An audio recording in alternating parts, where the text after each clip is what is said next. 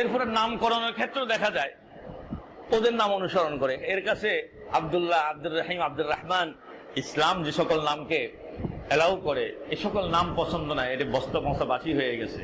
পৃথিবীতে কত আব্দুল্লাহ আছে, পৃথিবীতে কত আব্দুর রহিম আছে, আর আমার বাড়িতে তো আছে, আমার আত্মীয়ের ভিতরে আছে, গ্রামে তো আছে। তো নতুন নতুন নাম তালাশ করে। একবার বাংলাদেশের একজন বড় স্কলার, বড় মাপের স্কলার, মানুষ হিসেবে ভুল ত্রুটি থাকতেই পারে, তো উনি একদিন ওনার মাহফিলে বলেছিলেন, তো মানুষের মধ্যে একটা প্রবণতা হলো নতুন নাম। কি নাম? নতুন। হুজুর আমার একটা ছেলে হয়েছে, একটা একটা নতুন নাম রাখেন, যেটাই করবেন ও এটা তো আমার আত্মীয়ের ভিতরে আছে, যেটাই করবেন এই যে আঙ্গ বার ভিতরেও আছে। আরেকটা কোয়েশ্চেন, ওই যে আঙ্গ ফুলবো বাড়ি সলিমুদ্দিন হেতের নাম হতো এটা।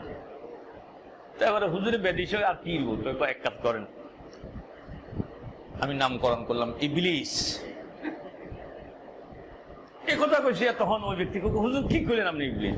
আল্লাহর কসম, আকাশের নিচে জমিনের উপরে ইহুদি ধর্মে, খ্রিস্ট ধর্মে, বৌদ্ধ ধর্মে, হিন্দু ধর্মে, কোন ধর্মেই আপনি খুঁজলে এই নাম পাবেন না, এই ওয়ান ম্যান একজনই ইবলিস।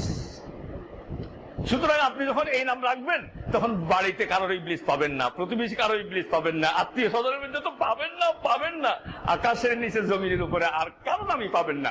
সুতরাং এটাই পারফেক্ট। আমাদের দেশে এই জাতীয় প্রবণতা আছে না? আল্লাহ। তো বলতেছিলাম সকল ক্ষেত্রেই আমাদেরকে আহলে কিতাবদের তথা ইহুদি, খ্রিস্টান, অমুসলিমদের কৃষ্টি কালচারকে বর্জন করতে হবে, সেটি যদি ইবাদতের ক্ষেত্রেও হয়। এটাই কিন্তু মুসা আলাইহিস সালামের সিয়াম থেকে আমরা শিক্ষা নিতে পারি। কথাটা কি বুঝে আসছে ভাইজান?